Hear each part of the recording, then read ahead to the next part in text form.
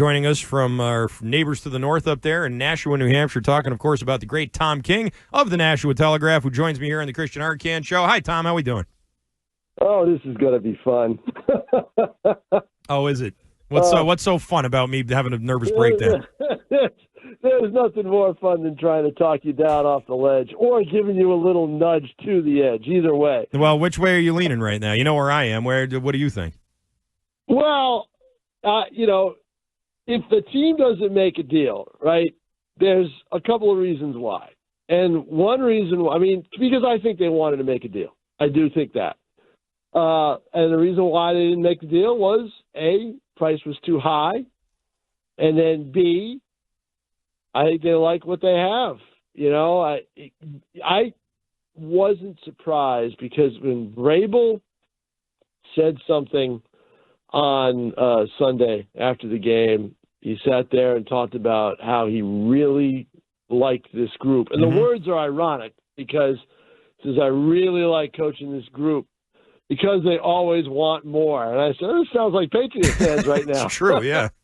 Want more help, maybe. And listen, I understand not wanting to, have guys looking over their shoulder, worried about their jobs or not. But just the defensive front, right? We agree that the defensive front on this team is pretty good. They don't have great guys off the edge, but between Williams and Barmore and Spillane and some of these guys in the middle, they got good stuff there. Their backups are Anthony Jennings, Josh Farmer, Corey Durden, and Jelani Tavai. Like, you need some depth. If they like the depth on this team, then they're crazy, I think. You do need some depth, but the question is what was out there? Who was available? There must have been some players available, but you know what?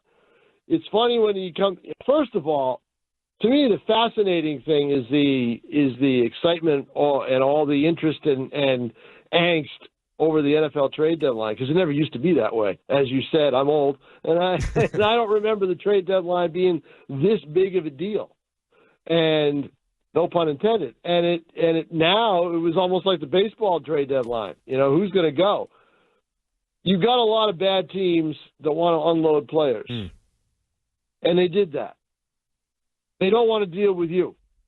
Miami doesn't want to give you somebody because they're in the same division. The Jets definitely didn't want to give the Patriots anybody. They wanted a number 2 pick for Jermaine Johnson. Right. So that leaves some of the outliers. Tennessee, I buy that explanation. I buy it. She did not like Mike Vrabel coming up to New England to be inducted into their Hall of Fame. Ugly breakup with those two. They're never getting back together. He was a marked man when he came up here. And then when he said it's not like this everywhere else, I don't, in some ways I don't blame her in a way. I would have been upset if my coach did that. I would have said to the Patriots, look, can we do this some other time? That's what I would have done. Sure. But at the same time, so that leaves other teams in the NFL who you might want some of their players. Well, you know what? A lot of these GMs and coaches right now, because of the way the NFL is these days, because no one allows you to do a rebuild except John Mara. And, so they're all afraid for their jobs, and they don't want to give up what they have. And you talked about what Arizona had, and then they could give the Patriots. Well, Arizona, they don't want to lose. That coach doesn't want to lose his job. He's got a good pass rush. He wants to keep it intact. He doesn't want to get rid of it. He just won with Jacoby Brissett at quarterback, which amazes me, but they're probably going to stick with him now. And, so that's what goes on behind the scenes. A lot of these coaches. Yeah, but the Cardinals are in a division. The Cardinals are in a division with 3 6-win teams. I mean, they have to understand. Like, even if they don't want to lose their jobs, eventually you realize, okay, well, we got to make a decision here on this season. If they were in some crappy division, then fine. But I'm not going to complain about what the Cardinals did or didn't do. But they don't want to make a decision with 9 games left. Yeah. That's when the deadline is. That's when you have to make it. Right, but they don't want to get rid of their players with 9 games left. I'll give you a history lesson as I go way back. The New England Patriots under Bill Parcells, after all the enthusiasm when Bob Kraft bought the team and they went 5-11 the whole bit, and they won a couple of games down the stretch. The next year they started out 3-6. 3-6, which is just the record you spoke about. So it can turn on a dime in this league, believe it or not, with as few games as they play compared to the other sports. But it can turn. So no one's ready to give up on a season that you may want a player from. And that's probably what happened today. I can't speak for that. I don't know that for sure. But I'm sure there were instances there. So it's either, you don't make the deal because, A, you don't want to pay the price. And you can debate that, but it depends on the player and it depends on the price. Or, B, the other team doesn't want to deal with you. They don't want to unload.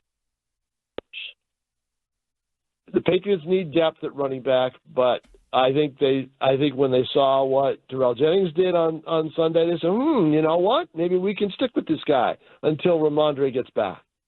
And the Keon White thing, this guy looked like a monster 2 years ago. Mm-hmm. A monster. What happened?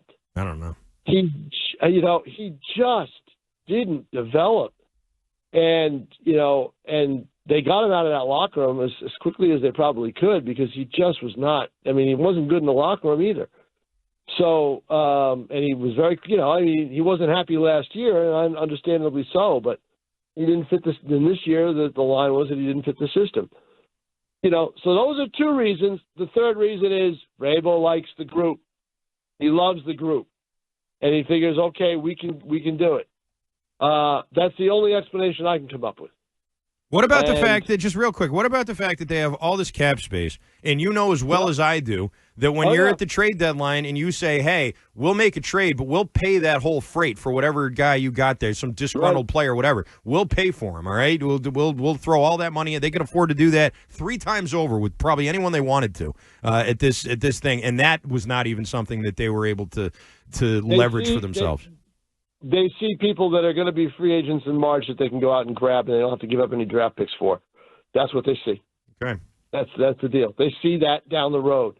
They see, okay, we're going to target this guy. Believe me, they've already started thinking about that. Sure, but Tom, next year they're not going to have this last place schedule where it's going to get them to 7-2. There's a big opportunity here with this schedule that they have, and they're letting it fall by the wayside.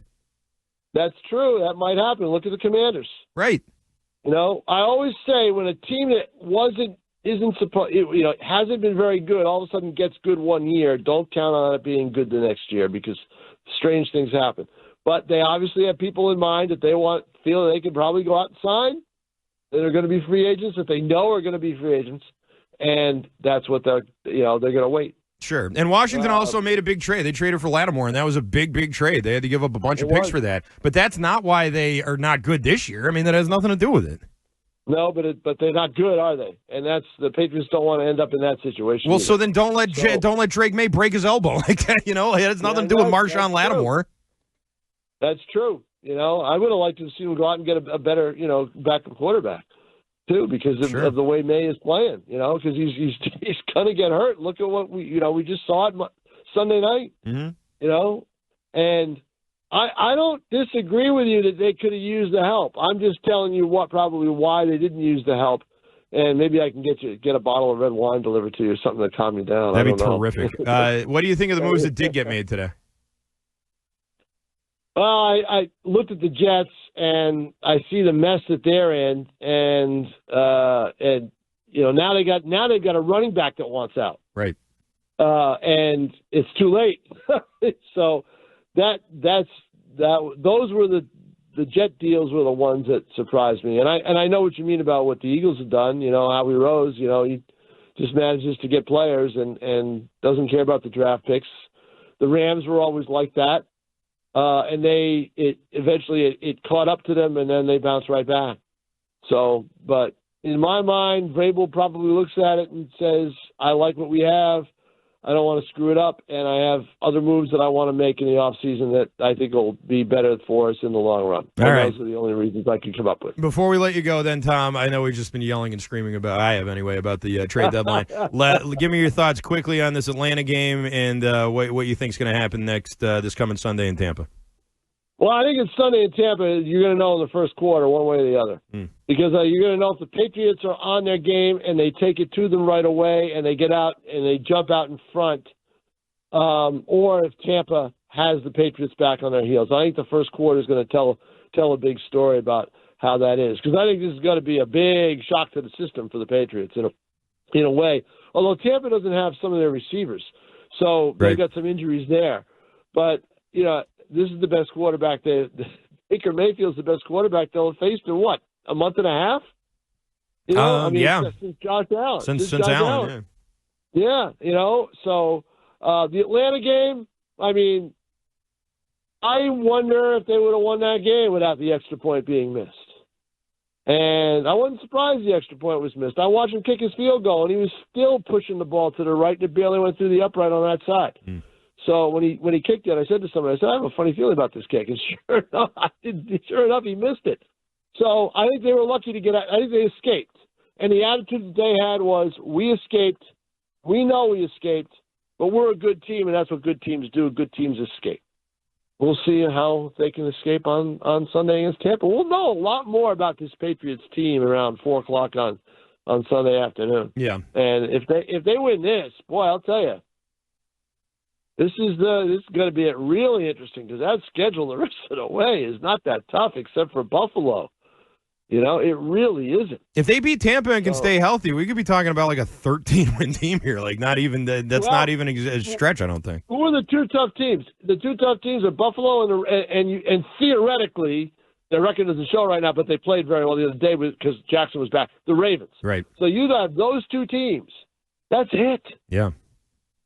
That's it. This is amazing. They've made the most out of this schedule, and they're going to ride it and see how far they can go. Yep. So it'll be interesting to see. There's a lot of football left to be played. I always say, whatever you see in early November, don't count on it. Right. Because it changes. It changes between the middle of December and the end of the season. Certainly does. It'll be a fun ride. I hope so. Tom King, great to talk with you. Thanks for listening here as I yell and scream. Very. Okay. Wait till you get my bill.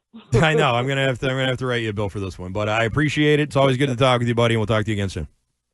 All right, Christian. Thanks for having me. Tom King, Nashua Telegraph, joining us here on the Christian Arcand Show. We're going to take a break from football. I have a lot of Red Sox thoughts